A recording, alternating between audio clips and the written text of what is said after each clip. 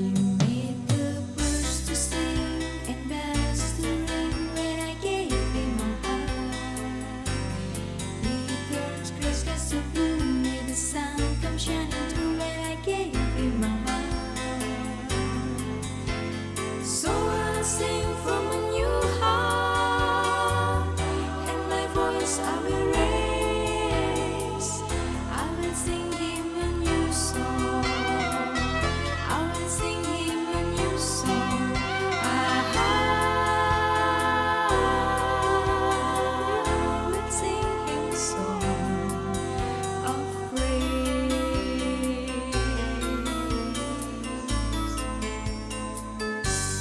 He brought hope back to me, set my soul free when I gave him my heart.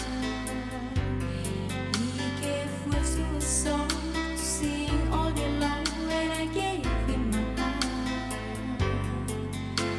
So I'll sing from a new heart, and my voice I will raise. I will sing him a new song. I will sing him a new song. I will sing him a song of praise, and I will praise him, for he is worthy of praise. I will sing to him in worship all through the day, and I will praise him, for he is worthy of praise. Jesus, who is Lord of all, is worthy to be praised. And I will thank him, for he is worthy of praise. I will sing to him in worship all through the day, and I will thank him, for he is worthy of praise. Jesus, who is Lord of all, is worthy to be praised. And I will praise you,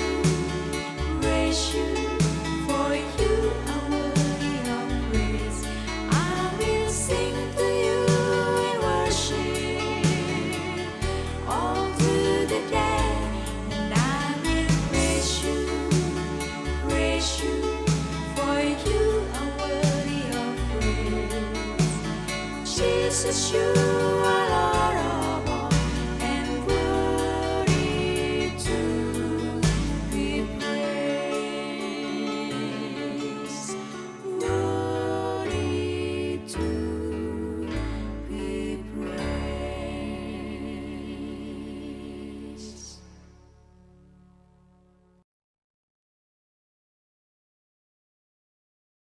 Beshem Ha'af, Ben Ve'ruach HaKodesh, Ha-Elohim Echad, di dalam nama Bapa dan Putra dan Roh Kudus, Allah yang Esa. Amin.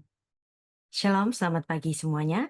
Kali ini kita akan meneruskan bahasan Gematria Ibrani, simbol dan signifikansi angka 7 dalam Alkitab. Untuk bagian yang ketiga, huruf Zain dalam deretan aksara-aksara Ibrani mewakili angka 7. Zain ini adalah tanda maskulinitas, pemberi benih, dan tanda ingatan. Angka 7 merujuk kepada laki-laki sebagai sang pemberi benih, nafkah, dan nama sebagai ingatan. Simbol aksara Ibrani laki-laki maskulin adalah aksara Zain. Aksara Zain memiliki gematria angka 7. Mempelajari aksara Ibrani itu menarik, sebab setiap karakter aksaranya memiliki lambang-lambang. Dalam aksara kuno Ibrani, aksara Zain disimbolkan dengan senjata yang memberikan kesan maskulinitas pada aksara ini. Bahasa Ibrani untuk jantan atau maskulin adalah zachar. Dan mari kita membahas keunikan aksara Zain ini. Zain merujuk kepada zachar, laki-laki. Zain merujuk kepada zera, yaitu benih atau keturunan. Zain merujuk pada zan, yaitu pemelihara atau pemberi bahan pangan. Kemudian Zayin terkait dengan Zun, pemberi nafkah. Zayin terkait dengan Zachar, artinya mengingat. Zain terkait dengan Zikaron, artinya peringatan atau memori atau sejarah. Pada pelajaran sebelumnya, kita sudah mempelajari aksara Gimel. Sebagai tanda feminin, Gimel atau Gomel artinya memberi. Ibu yang memberikan nutrisinya bagi bayinya melalui air susunya. Ibu memberikan pengajaran yang pertama kepada anak-anaknya sehingga di Alkitab menuliskan bahwa ajaran seorang ibu adalah Taurat bagi anak-anaknya. Zachar yang merujuk kepada gender laki-laki, dia memberikan benih zera. Seorang laki-laki, Zachar, adalah pemberi keturunan, zera.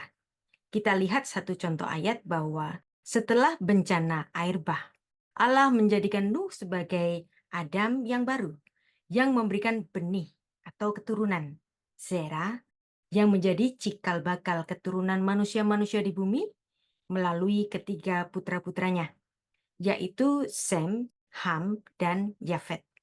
Kejadian 9 ayat 9. Vani hineni, mekim et beriti, ve'et zar'achem, acharechem. Sesungguhnya aku telah mengadakan perjanjianku dengan kamu dan keturunanmu.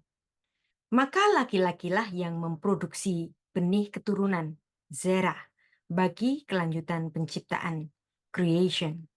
Dalam pola Alkitab, berkat sesungguhnya bukan kekayaan materi.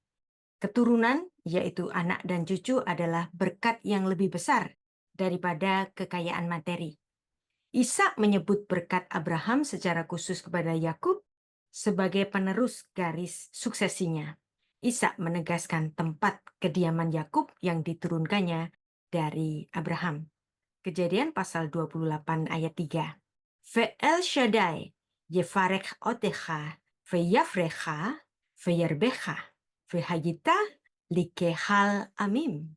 Moga-moga Allah yang Maha Kuasa memberkati engkau, membuat engkau beranak cucu, dan membuat engkau menjadi banyak, sehingga engkau menjadi sekumpulan bangsa-bangsa. Berkat yang dijanjikan kepada Yakub ini, El Shaddai, Allah yang Maha Kuasa, Allah yang Maha Cukup, akan membuat Yakub menjadi subur dan banyak keturunannya. Ungkapan veyafrecha, veyarbecha, artinya dia akan membuat engkau beranak pinak dan dia akan membuat engkau menjadi banyak. Sederhananya, berkat yang dijanjikan kepada Yakub ini adalah keturunannya menjadi sejumlah besar orang dengan tujuan menjadi sekumpulan bangsa-bangsa. Likehal amim. Ini adalah istilah yang sama persis yang digunakan di dalam Kejadian 1 ayat 28 ketika Allah berfirman kepada Adam untuk berbuah-buah dan berkembang biak. Bru urvu. Hendaklah mereka berbuah-buah, hendaklah mereka beranak cucu, dan hendaklah mereka menjadi banyak. Berkat multiplikasi keturunan ini sama dengan berkat yang ditujukan kepada Nuh, Abraham, dan Ishak. Jadi sekarang kita melihat hubungan yang sama dengan Yakub. Kejadian 28 ayat 4.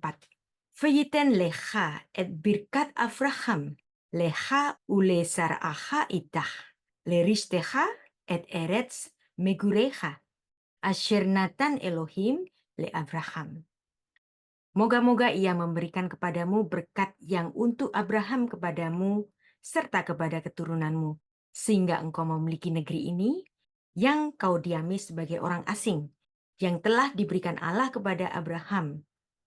Ucapan berkat ini sangat berbeda dengan pola pikir sebagian orang Kristen masa kini. Barangkali orang-orang Kristen zaman sekarang, terutama kalangan karismatik tertentu, jika mereka mendengar kata berkat, pikirannya langsung kepada harta benda, kekayaan, materi, dan ini disebut sebagai teologi kemakmuran. Namun berkat yang Alkitab kemukakan justru tidak tentang kekayaan dan kekuatan, tapi kontinuitas kepada anak cucu di mana kovenan antara Allah dan Abraham tentang keturunan itu ditekankan. Rabbi Jonathan Sacks, seorang chief rabbi, ia menulis dalam bukunya tentang hal ini, bahwa ketika Allah memberkati para leluhur, Dia tidak menjanjikan kepada mereka kekayaan dan kekuasaan, tetapi selalu mengenai keberlanjutan keturunan dan tanah atau negeri. Ditulisnya di dalam buku ini pada halaman 135. Perhatikan bahwa hanya kepada Yakub leluhur Israel, yang semua putra-putranya dipilih menjadi sejumlah bapak-bapak bagi sebuah bangsa tanpa kecuali. Jika dari Abraham Allah hanya memilih Ishak untuk garis suksesinya, kemudian dari Ishak Allah hanya memilih Yakub. Namun dari Yakub Allah memilih ke-12 putra Yakub, seluruhnya menjadi para patriark atau para leluhur dari bangsa Israel. Daftar anak-anak lelaki dari Yakub yang dari Lea yaitu Ruben, Simeon, Lewi, Yehuda, Isyakar, dan Zebulun. Yang dari Bilha yaitu gadis pemberian Rahel kepada Yakub, lahir Dan dan Naftali. Dari Silpa yaitu gadis pemberian Lea, dia melahirkan Gad dan Asher. Dari Rahel lahir 2 putra, yaitu Yusuf dan Benyamin. Jika diurut secara kelahirannya, putra-putra Yakub yang pertama adalah Ruben, yang kedua Simeon, yang ketiga Lewi, yang keempat Yehuda, yang kelima Dan, yang keenam Naftali, yang ketujuh Gad, yang kedelapan Asher, yang kesembilan Isyakar, yang ke-10 Zebulon, yang ke-11 Yusuf, dan yang ke-12 Benyamin. Sekarang kita membahas Zakhar, lelaki, sebagai pemelihara dan pemberi nafkah, Zan. Lebih jauh mengenai aksara Zayin terhubung dengan nomina Zan, yang artinya pemeliharaan, perawatan, nursing, dan bahan pangan. Nomina ini adalah bentukan dari kata Ibrani dengan sores zun, zayin, faf, nun. Artinya memberi makan atau memberi nafkah. Perhatikan bahwa dalam filosofi yang terkandung dalam bahasa Ibrani ini, bahwa yang memiliki tugas untuk memberi makan kepada keluarga adalah seorang laki-laki atau suami yang adalah ish, yang gendernya adalah laki-laki atau jantan, zakhar. Kita lihat satu ayat di dalam Alkitab di mana ada nomina zan yang digunakan dalam makna bahan makanan. Perhatikan frasa mizan elzan dalam ayat ini yang artinya beraneka ragam bahan makanan. Mazmur 144 ayat 13. Mezaveinu mileim mefikim mizan elzan. Sovnenu ma'alifot merubavot behutsotenu. Semoga gudang-gudang kita penuh mengeluarkan beraneka ragam barang. Mizan elzan.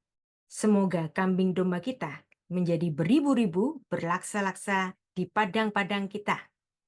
Kata Ibrani zan artinya adalah spesies jenis bahan makan atau varietas barang-barang pangan.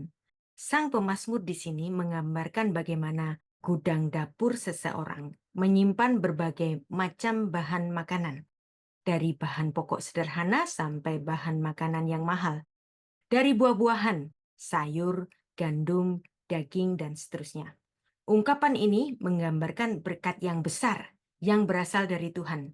Sebagian penafsir mengatakan bahwa pemazmur di sini secara khusus menggambarkan situasi kekayaan pertanian atau hasil bumi. Pemazmur mengatakan bahwa gudangnya itu sudah penuh.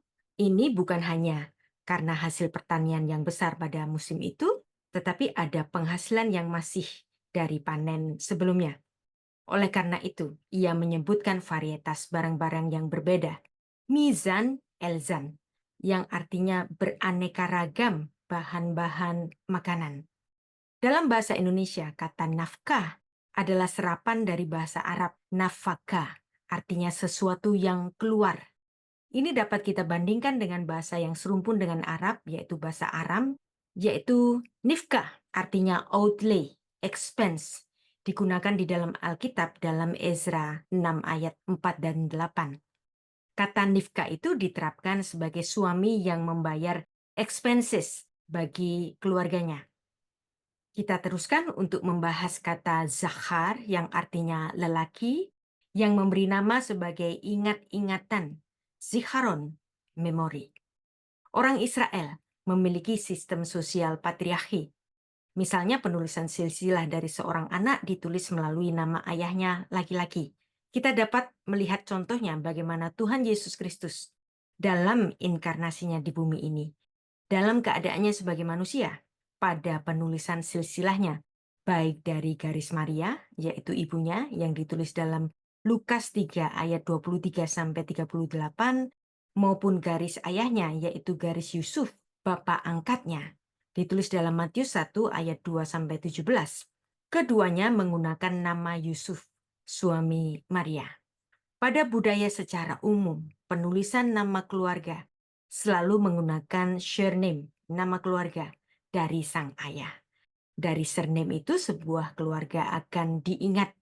Dalam bahasa Ibrani, kata Zachar adalah laki-laki, dengan akar kata atau sores, zayin, kaf, resh. Dan Anda akan mendapatkan bahwa dari akar yang sama itu terdapat verba zachar yang artinya mengingat. Bentuk partisipalnya adalah zocher dan bentuk infinitifnya adalah liskor yang artinya mengingat atau meletakkan sesuatu di pikiran. To memorize, to put something in mind. Nominanya adalah zikaron yang artinya peringatan atau memori. Dalam bahasa Ibrani tidak ada kata sejarah, tidak ada kata histori. Jika histori bicara mengenai histori, cerita mengenai dia, cerita mengenai orang itu. Sejarah atau histori dalam bahasa Ibrani adalah zikaron, sesuatu yang diingat, yang dimana aku juga terlibat di dalamnya.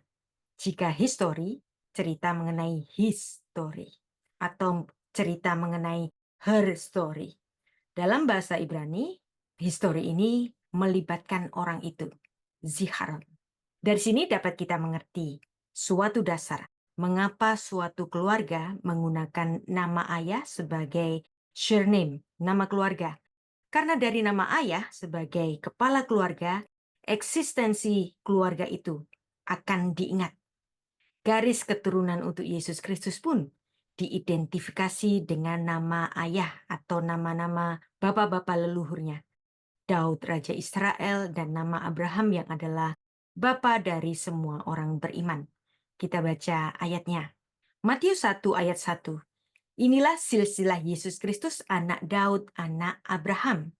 Sefer Toledot Yeshua Hamashiach ben David ben Avraham.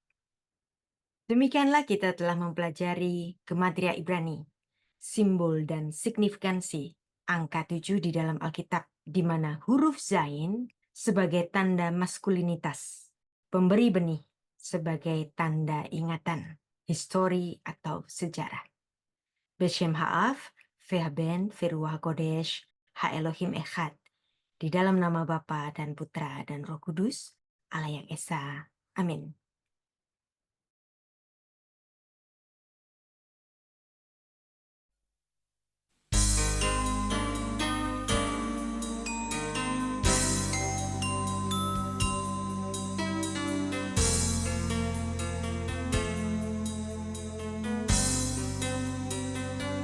You made the birds to sing and bells to ring when I gave you my heart. You turned